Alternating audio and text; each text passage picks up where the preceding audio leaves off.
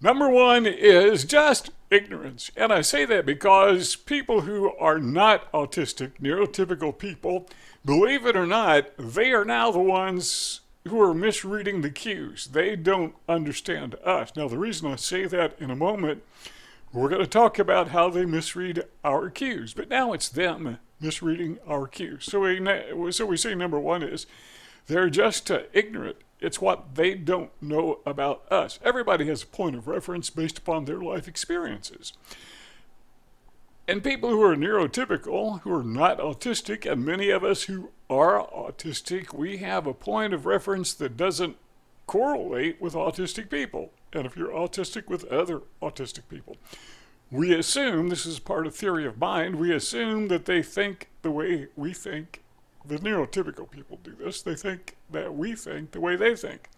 But we don't think the way they think, and that causes them to want to punish us because we think differently. We do things that are different, and they want to bring us back in line. How do you bring people back in line? You correct them. How do you correct them? You punish them.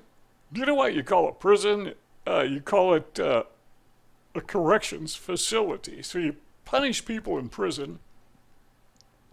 And who runs the prison? The Department of Corrections. So corrections, punishment, pretty much the same thing. They're trying to correct us. And they do it by punishing us. We're going to talk about that in a little bit more detail in just a moment. So what are these things about us, about people who are autistic, that neurotypical people who live in the hive mind that don't understand? First of all, they don't understand that it is a neurodevelopmental disorder. In other words, I hate to say our brain is malformed because it could be their brains are malformed, it's just they happen to be in the majority. So let's say it this way. Our brains are different. It's not a matter of which one is right or wrong. It is a matter of just being different. So they say it's a developmental disorder. I say it's a developmental different order. And they don't understand that. They just assume that everybody thinks the same. And everybody thinks that everybody thinks the same, and that's kind of the evidence of it. Another thing they don't know is that you can't not be autistic. You cannot not be autistic. If you are autistic, you cannot not be autistic. There's no cure for it. Now, there are things that can help us, those of us who are autistic, help us to function better with those who live in a hive mind, kind of interpret, but, we're from a different planet, we speak a different language, and we have to learn their language, and we never will be one of them, but we can at least communicate and interact with them, and for some of us, it's just impossible. But for others of us who are maybe not severely autistic as others, not so hard. We can pick up on the language, just like people can learn a language easily.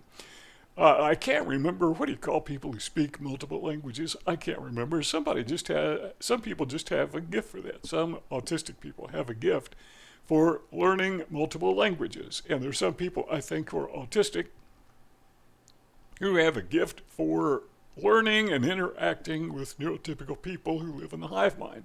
Something else is they don't know that it affects our social and communication abilities. And we're going to explain how they punish us because of that. So we don't socialize the way they do. I have trouble socializing with anyone ever. It's difficult. I can do it, but it's difficult. We don't communicate well. At least I don't. Now, some ways I can communicate. I talk to a video camera all day long. I can get up in front of a crowd, and maybe you can too. And the more the merrier. The bigger the crowd, the less personal it is. So it's that personal contact that causes me problems. So one-on-one is really tough. Two-on-two, a little bit better. But give me 1,000 people, yeah, I get up and have fun. We have a strong interest and we have gifted areas, and people who are neurotypical in the hive mind, they don't get that. They don't have it, so they just assume they don't have that point of reference. So when you have that, they just don't get it. They don't understand it. They just don't know. Sights and sounds sometimes bother us. That is something else that they don't understand. They don't have a point of reference. They can't relate to that. And then there's this, seems like an almost omnipresent problem with depression. Virtually everyone I know, or know of, I should say, who is autistic has a problem with depression. I'm sure there are many people with autism, Asperger syndrome, high functioning autism who don't, but I've just never run across those people. All right, so they don't know these things. Number two is this, what we referred to earlier. Because they don't know, because of their ignorance, they misread our cues. Again, we think of autistic people as the individuals who can't read cues, and we can't. We can't read the cues of people who live in the hive mind, neurotypical people. Well, guess what? They can't read our cues. It's kind of like we speak two different languages. Neither one is right or wrong. We just can't understand each other. So we don't understand them and they don't understand us. We don't get their cues. They don't get our cues. We speak in our language and they speak in their language. And unless we're willing to learn each other's languages, we're not going to communicate. And once they learn our languages, and the overwhelming majority of neurotypical people hardly even know we exist. And if they do know we exist, they don't understand us. And the reason is because they misread those cues. So I just jotted down some of these things, and we've talked about these many times before, and you probably already know them, but what you may not know is how they misread them. For example, most of us, or many of us, have attention deficit disorders.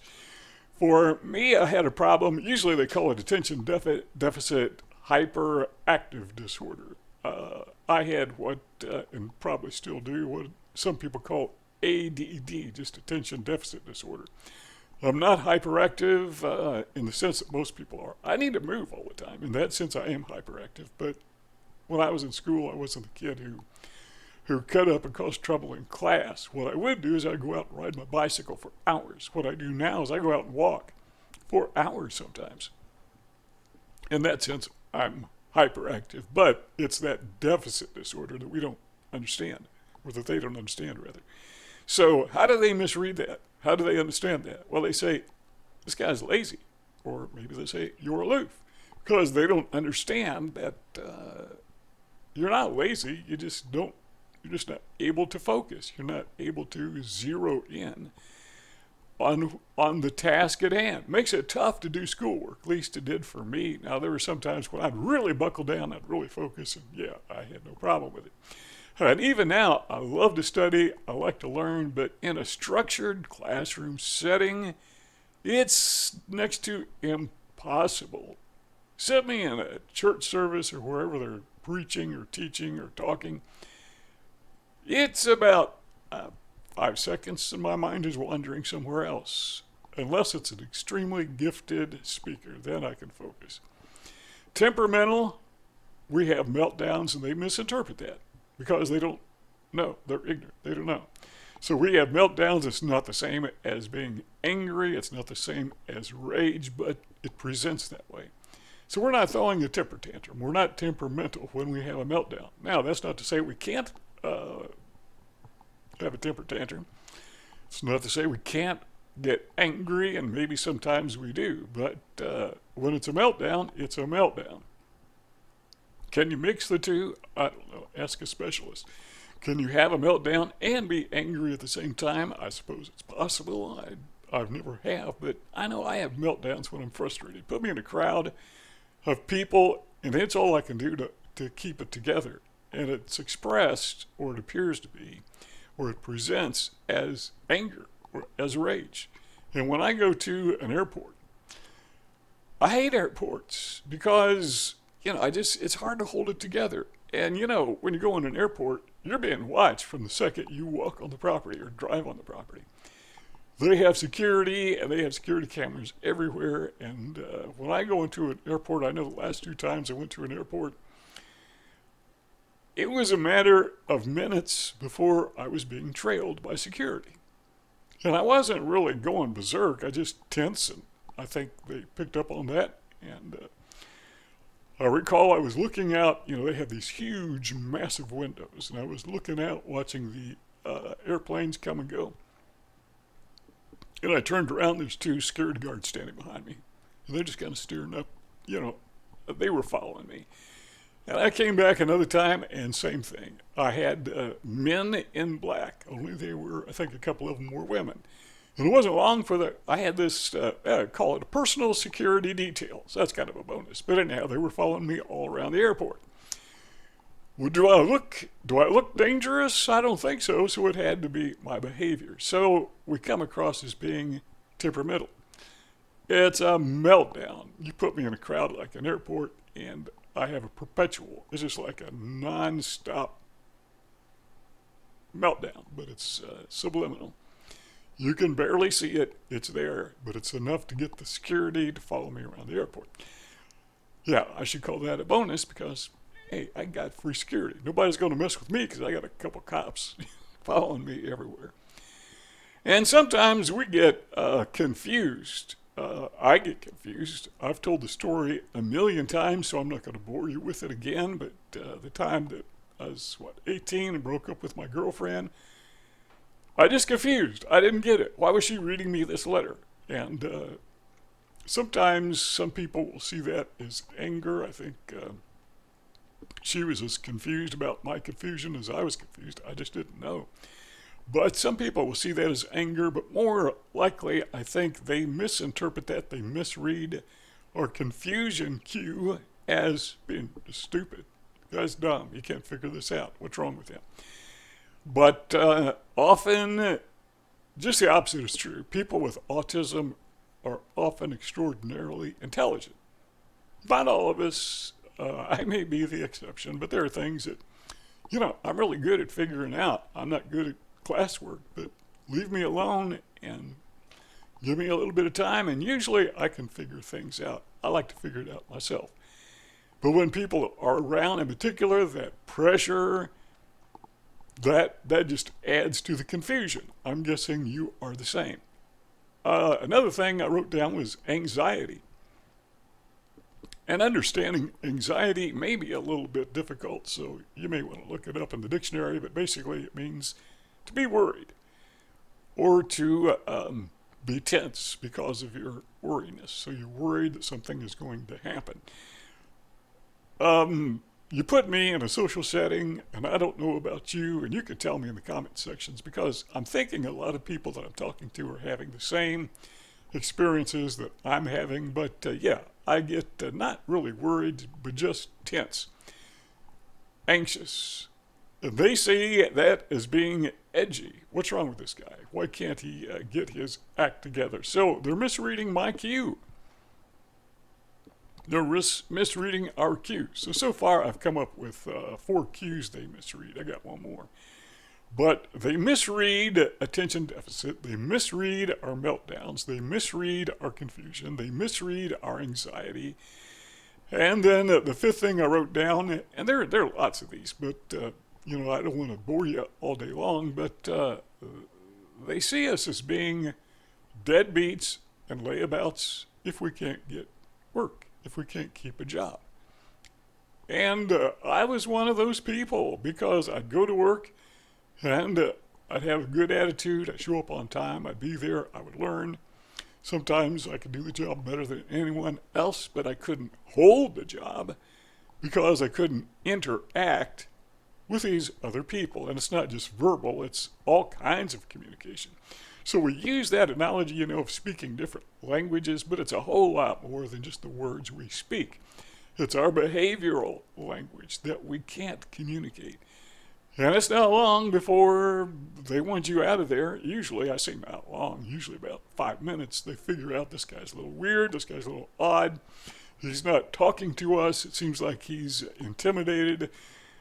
They don't know what to do with you because, these people who live in the hive mind, neurotypical people, they see that as some kind of an odd flaw. It's kind of like we're diseased and they don't want to catch the disease. So, get away from me. So we talked about the fact that these people are ignorant. We talked about the fact that they misread our cues just like we misread their cues. It's a misreading of languages. The third thing I want to talk about, and this I believe is the most important. There's four of these things altogether. But the third thing is because they are ignorant and because they misread our cues, they want to correct us. They want to teach us a lesson. They want to, say, for example, you're having a meltdown. Well, they want to teach you to control your rage, and they'll, maybe fire back with their own temper tantrum. Or they see you as being lazy, so they're going to put you to work to teach you not to be lazy, when it's not laziness at all. So they're going to teach you a lesson. They're going to punish you. They're going to correct you. They have their own little department of corrections in their mind, and off to jail you go, figuratively speaking. But yeah, they want to correct you. So they see you as a layabout and as a deadbeat, so they're going to make you work. Teach this guy to work. You like to work. They're not teaching you anything, but they don't know that. They're going to teach you a lesson. Department of Corrections. They all have their own Department of Corrections. In their mind, they're misreading your cues. They think they know what the solution is, because when they come across as a layabout or a deadbeat or lazy, it's because they're lazy. It's because they're a layabout. It's because they're a deadbeat. So they just assume the same thing with you.